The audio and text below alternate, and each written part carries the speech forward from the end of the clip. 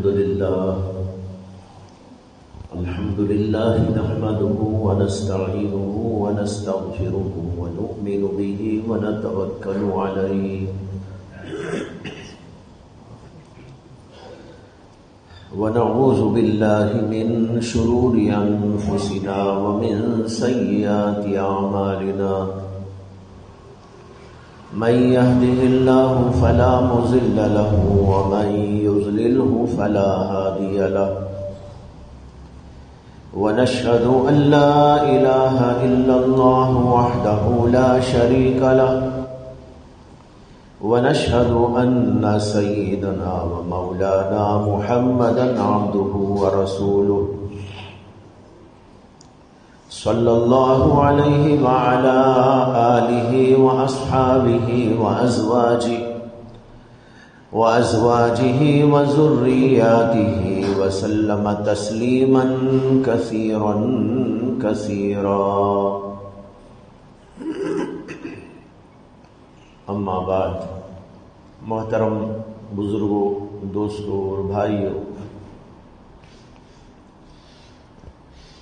کئی جمعہ سے سلسلہ جاری ہے نبی اکرم صلی اللہ علیہ وسلم کے معجزات کے متعلق،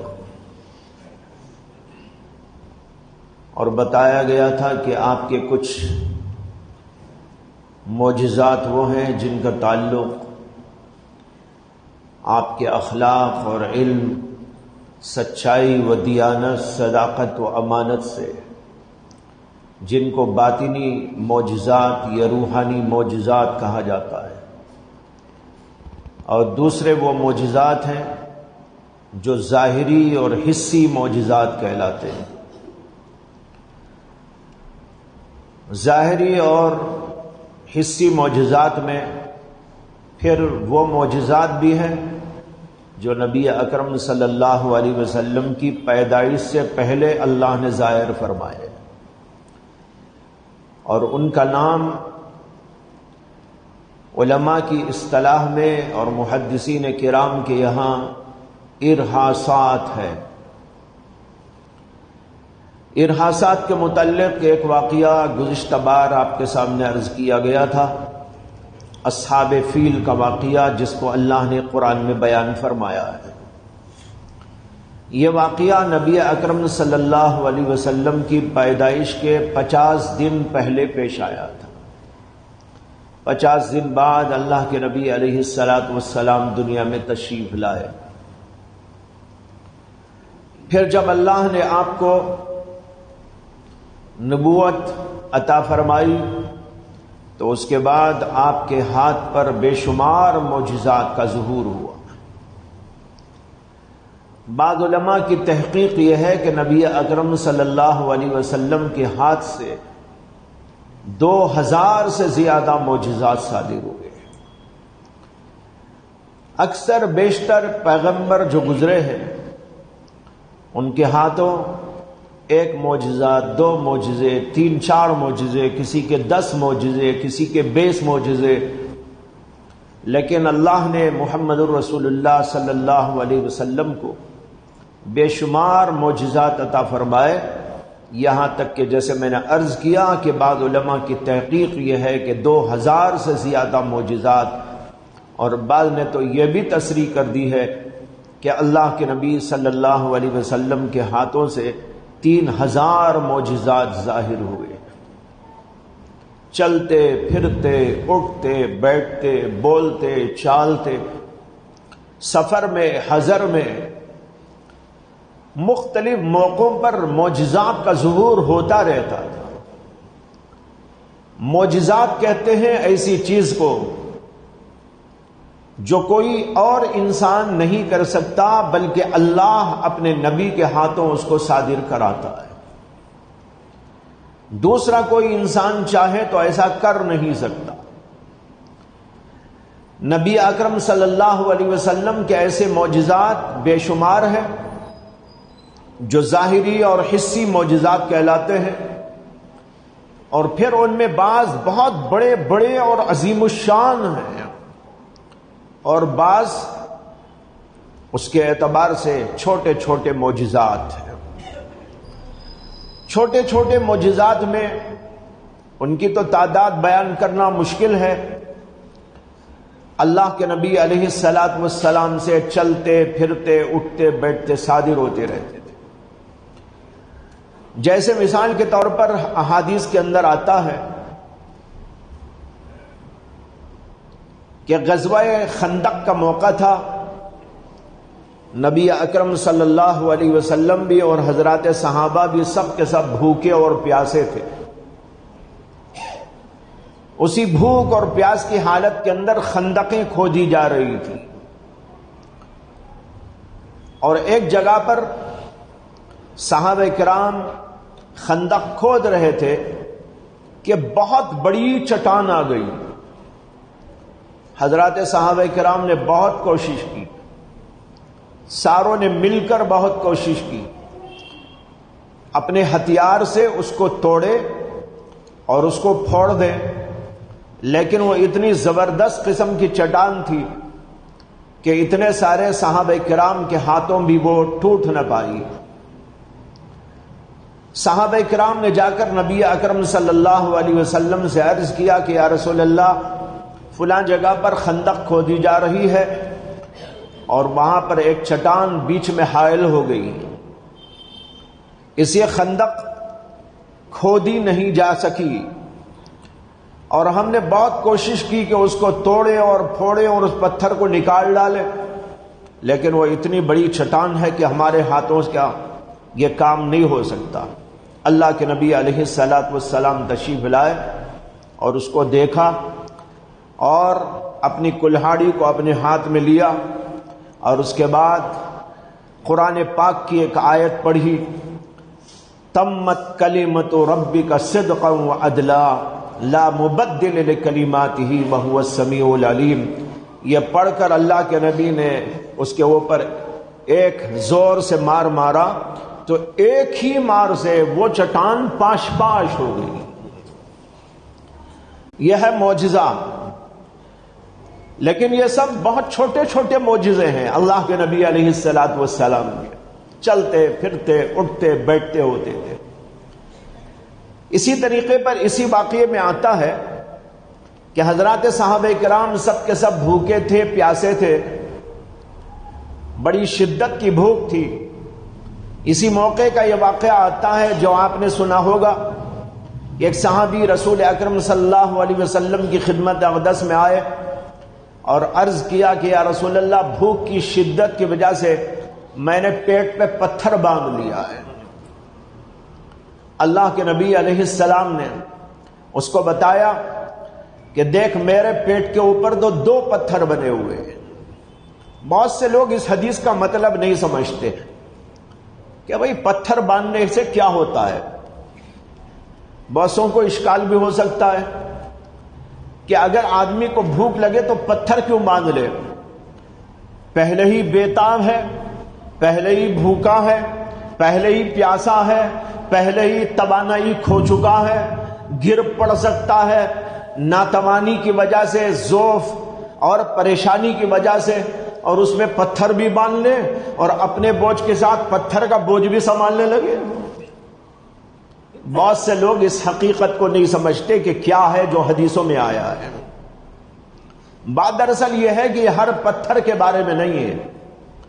احادیث کے اندر یہ مضمون آیا ہے کہ نبی اکرم صلی اللہ علیہ وسلم بھی، حضرات صحابہ کرام بھی بسا اوقات بھوک کی شدت کے موقع پر پتھر باندھ لیا کرتے تھے. لوگ یہ سمجھتے ہیں کہ یہ عام پتھر ہے اور سمجھ میں آتا نہیں لوگوں کو. یہ پتھر باندھے تو کیا ہوگا اور بندھے گا بھی کیسا؟ پتھر اٹھا کے باندھ لے پیٹ پر تو بنے گا کیسا؟ لوگوں کو سمجھ میں نہیں آتا. یہاں پر سمجھ لیجئے یہ عام پتھر کی بات نہیں تھی. عرب کے اندر ایک پتھر ہوا کرتا تھا. اس پتھر کی خاصیت یہ تھی کہ اگر وہ پیٹ پہ رکھ لیا جائے، چھوٹے چھوٹے پتھر ہوتے تھے، اس کو اگر پیٹ کے اوپر رکھ لیا جائے تو اندر کی جو شدت اور گرمی ہوتی ہے اس کو وہ کھینچ لیا کرتا تھا. اس کے لیے وہ پتھر باندھا جاتا تھا. اس لیے نہیں کہ پتھر باندھ لینے سے آدمی کی بھوک مر جاتی ہے. نہیں، بھوک تو رہے گی لیکن بھوک جب شدت کی ہوتی ہے اور کھانا اندر پہنچتا نہیں ہے تو اس کی وجہ سے بخارات پیدا ہوتے ہیں اور اس کی وجہ سے اندر ایک شدت پیدا ہوتی ہے، ایک قسم کی گرمی پیدا ہو جاتی ہے اور اس کی وجہ سے آدمی کی طبیعت خراب ہونے لگتی ہے۔ تو وہاں کا ایک طریقہ یہ تھا کہ اس موقع پر پتھر باندھتے تھے، وہ خاص قسم کا پتھر، تاکہ اندر کی گرمی کو وہ چوس لے اور اندر کی گرمی کو وہ جذب کر لے۔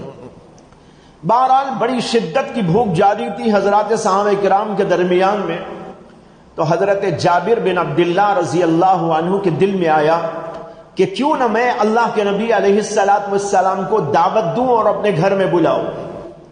وہ اپنی بیوی کے پاس گئے اور جا کر کہا کہ اللہ کے نبی علیہ السلام بہت بھوکے ہیں، پریشان ہیں، میں چاہتا ہوں کہ اللہ کے نبی علیہ السلام کو دعوت دوں، کیا گھر میں کچھ ہے جو اللہ کے نبی کے لیے پکا کے ہم رکھ دیں؟ تو بیوی نے کہا کہ ہاں، تھوڑا سا آٹا ہے اور تھوڑا سا گوشت ہے، اللہ کے نبی کے لیے ہم اس کو پکوا دیں گے۔ انہوں نے حکم دیا بیوی کو کہ اس کو تیار کرے اور کہا کہ میں جا رہا ہوں اللہ کے نبی علیہ السلام کی خدمت میں اور آپ کو دعوت دوں گا، تم ذرا ادھر تیار کرو اور میں اللہ کے نبی کو لے کے آ رہا ہوں۔ اللہ کے نبی علیہ السلام کی خدمت میں پہنچے حضرت جابر اور جا کر عرض کیا کہ یا رسول اللہ، آپ بہت بھوکے ہیں، میرا جی چاہتا ہے کہ آپ میرے گھر تشریف لائیں اور میری دعوت قبول فرمائیں۔ اللہ کے نبی صلی اللہ علیہ وسلم نے کہا کہ ہاں بھائی، بڑی شدید ضرورت ہے، میں بھی اور سب کے سب بھوکے ہیں۔ اللہ کے نبی نے اتنا سننے کے بعد صحابہ میں اعلان کرا دیا، 4-5 ہزار صحابہ تھے، 4 سے 5 ہزار صحابہ کرام تھے۔ اللہ کے نبی نے صحابہ کو حکم دیا کہ جابر کے گھر میں دعوت ہے، چلو۔ حضرت جابر کا دماغ گھومنے لگا، ہمارے گھر میں تو 1-2 آدمیوں کا کھانا ہے، چند روٹیاں ہیں، تھوڑا سا گوشت ہے، اللہ کے نبی کے لیے اس کو پکوایا گیا تھا، ایک آدمی اور کوئی آ جائے تو ٹھیک، لیکن 4-5 ہزار آدمیوں کا کھانا میں کہاں سے لاؤں؟ ادھر اللہ کے نبی نے حکم دیا اور ادھر جابر رضی اللہ عنہ اپنے گھر کی طرف دوڑے، جا کر بیوی سے کہا ارے غضب ہو گیا، کیا ہوا؟ کہا کہ میں نے تو اللہ کے نبی کو دعوت دی تھی اور اللہ کے نبی نے حکم دے دیا تمام صحابہ کو چلنے کا، اور یہ 4-5 ہزار صحابہ میرے گھر آ رہے ہیں، کیا کھلائیں؟ ان کی بیوی بڑی عقل مند تھی، بیوی نے کہا تم نے تمام صحابہ کو بلایا ہے یا اللہ کے نبی نے بلایا ہے؟ انہوں نے کہا میں نے تو اللہ کے نبی کو بلایا تھا، اللہ کے نبی نے صحابہ کو بلایا ہے۔ تو کہا کہ آپ کو فکر کی کیا ضرورت ہے، آپ نے تو اللہ کے نبی کو بلایا، اللہ کے نبی نے صحابہ کو دعوت دی ہے، جب اللہ کے نبی نے ان کو دعوت دی ہے تو خدا خود اس کا انتظام کرے۔ عجیب ایمان تھا ان حضرات کا، ادھر یہ ہو رہا تھا، ادھر اللہ کے نبی علیہ السلام صحابہ کو لے کر حضرت جابر کے گھر پہنچ گئے۔ تھوڑی سی روٹیاں بنائی گئی تھی، تھوڑا سا سالن بنایا گیا تھا، صحابہ کو لے کر پہنچے۔ اللہ کے نبی علیہ السلام، گھر بھی چھوٹے ہوتے تھے، 4-5 ہزار، آج بھی کوئی گھر ایسا نہیں ہوتا کہ 4-5 ہزار لوگ اس میں آ جائے، اس کے لیے تو شادی محل خریدا جاتا ہے، شادی محل کرائے پہ لیا جاتا ہے، کوئی بڑی دعوت کرنی ہوتی ہے تو وہاں چھوٹے چھوٹے گھروں میں اتنے لوگ سمانے کا سوال کیا پیدا ہوتا ہے؟ سب کے سب لوگ آ رہے ہیں۔ اللہ کے نبی علیہ السلام نے حضرت جابر سے کہا کیا پکایا ہے؟ کہا یا رسول اللہ کچھ روٹیاں ہیں اور کچھ سالن ہے۔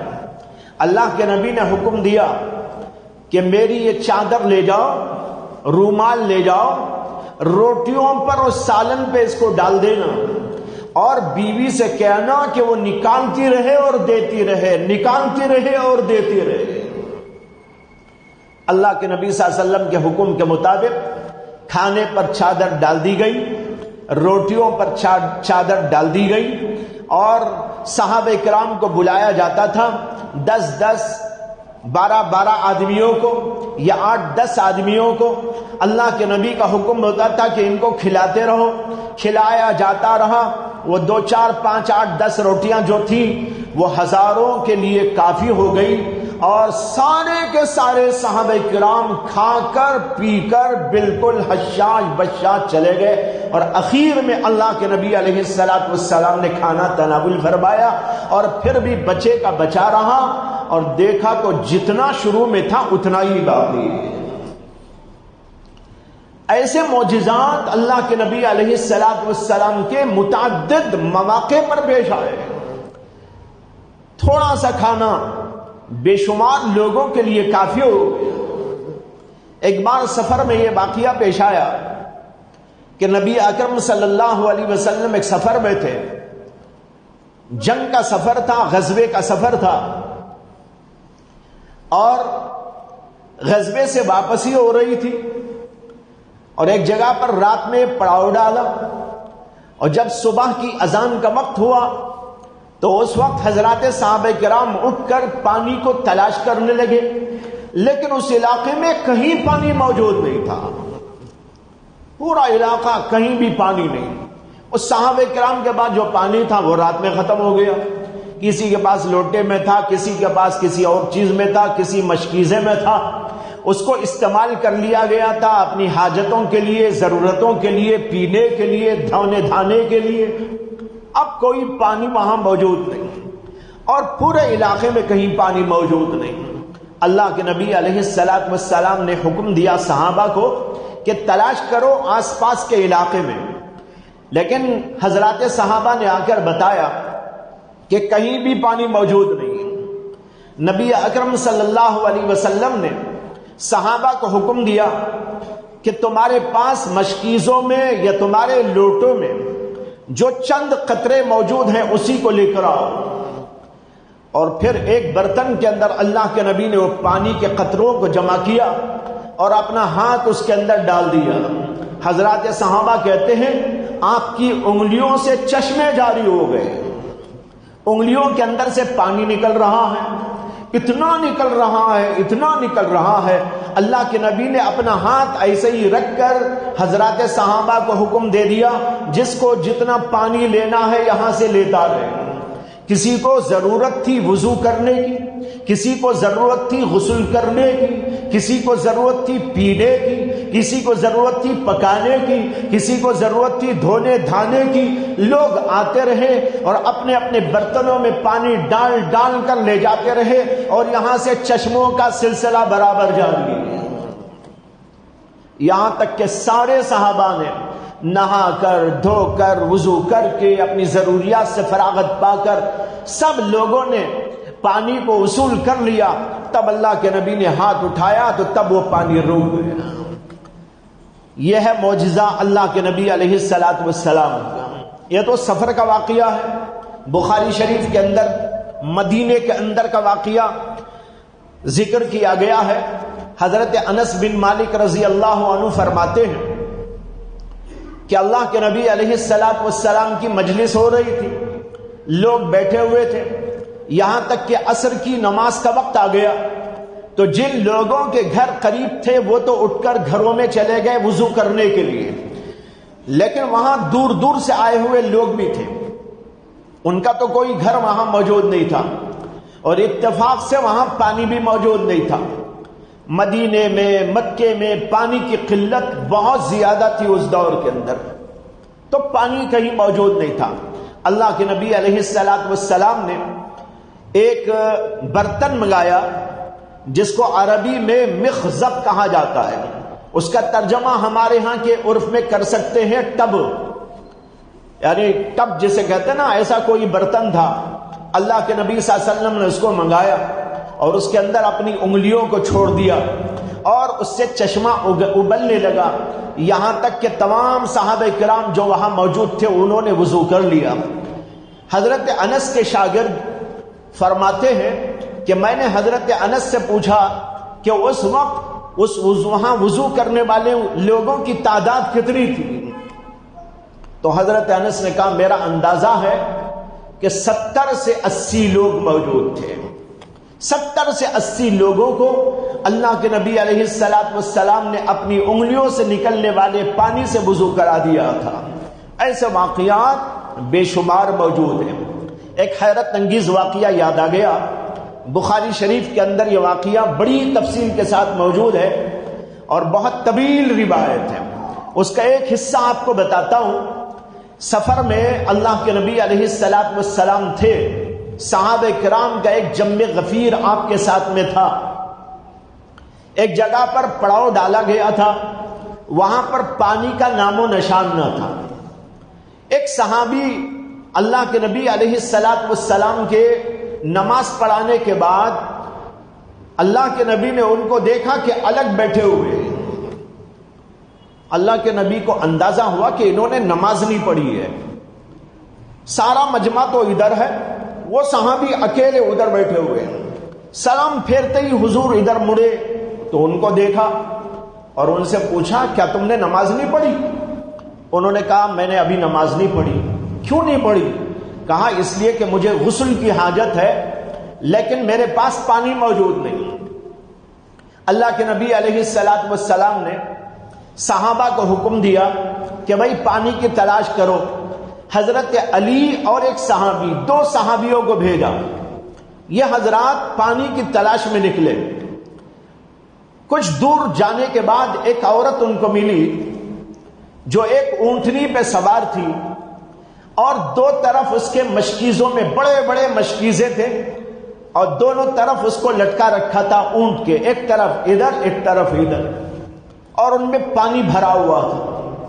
ان حضرات صحابہ نے اس عورت سے پوچھا کہ یہ تم پانی لا رہی ہو، کہاں سے لا رہی ہو، پانی کہاں ہے؟ تو اس عورت نے کہا کہ پانی یہاں سے اتنے فاصلے پر ہے کہ کل بالکل اسی ٹائم پہ میں وہاں تھی۔ کیا مطلب سمجھ میں آیا؟ یعنی 24 گھنٹے کا فاصلہ ہے۔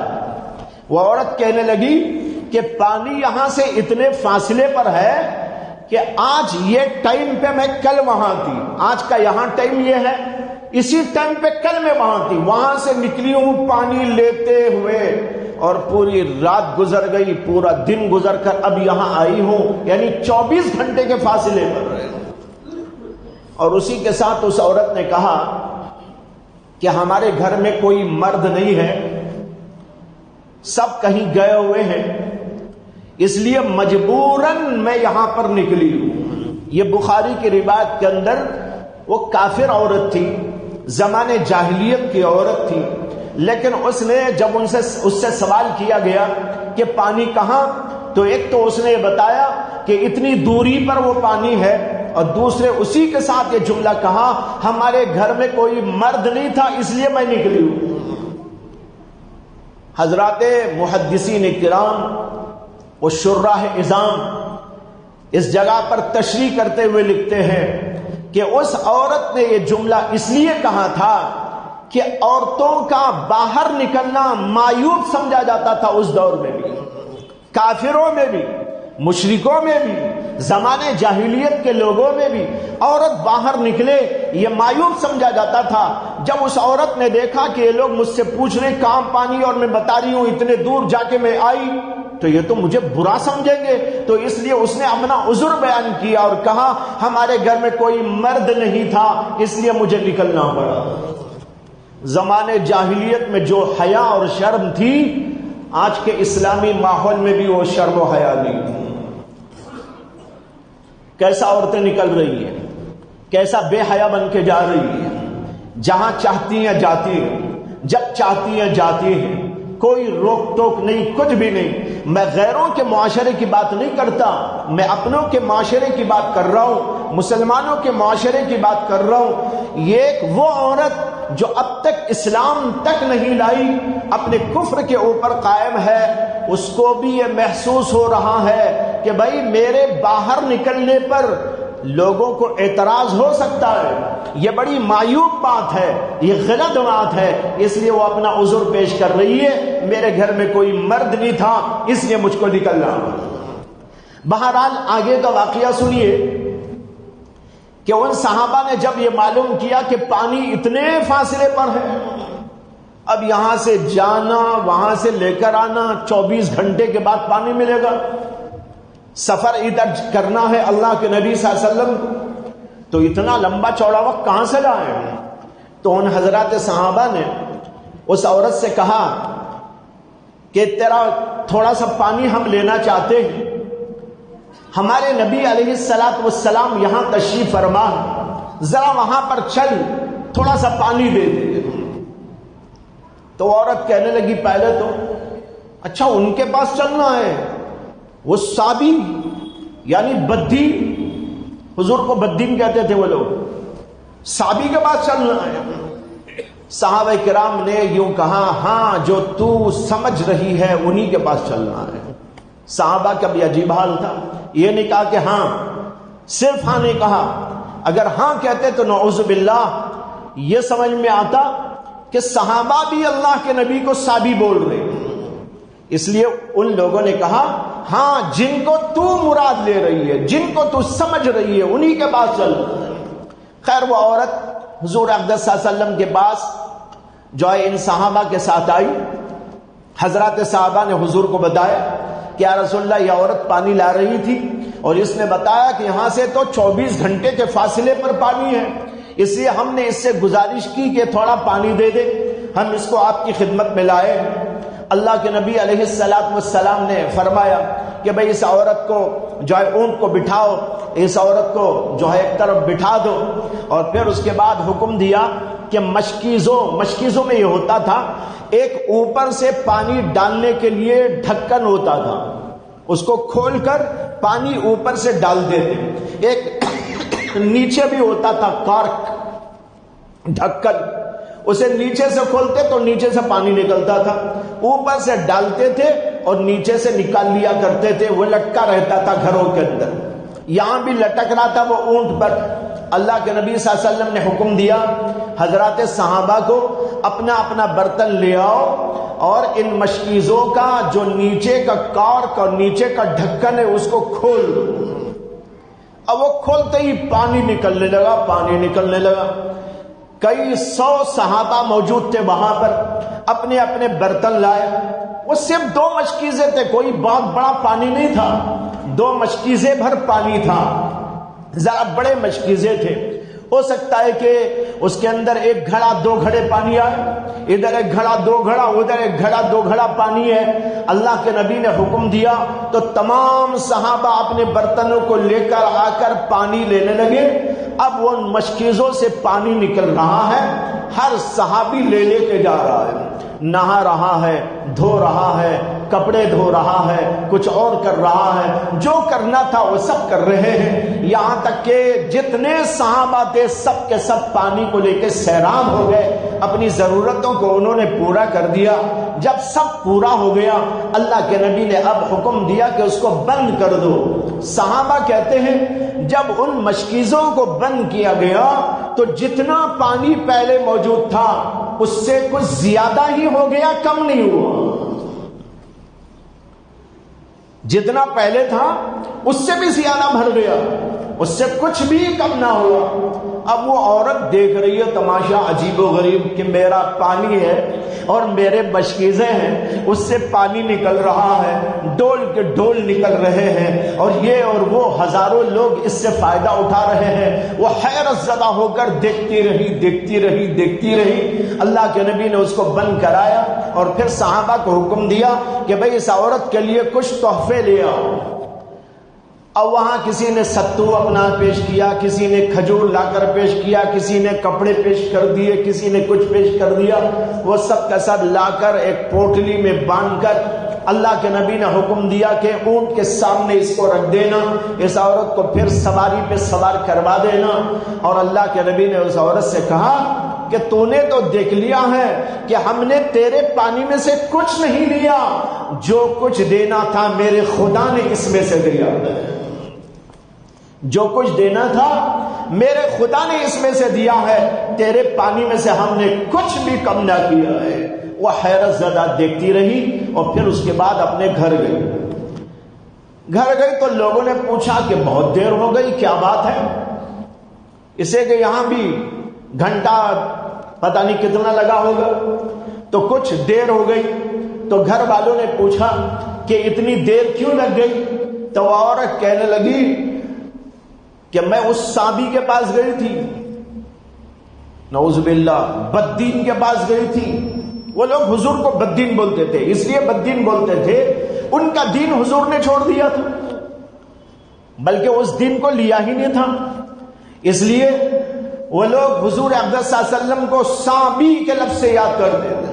تو وہ عورت کہنے لگی کہ میں صحابی کے پاس گئی تھی، اور پھر اس کے بعد میں کہنے لگی کہ یا تو وہ خدا کے نبی ہیں، یعنی تو اتنے بڑے جادوگر ہیں، اتنے بڑے جادوگر ہیں۔ روایت میں آتا ہے کہ اس نے اپنی 2 انگلیاں ایسا کر دی، ایک اوپر ایک نیچے، ایک اوپر ایک نیچے، ایسا کیا اور کہا ان 2 کے درمیان اتنا بڑا کوئی جادوگر نہیں۔ اوپر نیچے سے مراد سمجھ گئے نا، یعنی آسمان و زمین، ان 2 کے درمیان یعنی زمین و آسمان کے درمیان ان سے بڑا کوئی جادوگر نہیں، یا تو یہ جادوگر ہے یا اللہ کے رسول ہیں بے شک۔ یہ کہہ کر اس کے بعد اس عورت نے ایک زمانے کے بعد اللہ کے نبی علیہ السلام کے سلسلے میں اپنے خاندان والوں کو اور اپنے لوگوں کو، قبیلے والوں کو اسلام کی دعوت دینی شروع کی، اللہ کے نبی کی رسالت کا پیغام دینا شروع کیا، یہاں تک کہ اس کا پورا قبیلہ اسلام کے اندر داخل ہو گیا۔ یہ بخاری کی روایت کا خلاصہ ہے جو میں نے آپ کے سامنے عرض کیا۔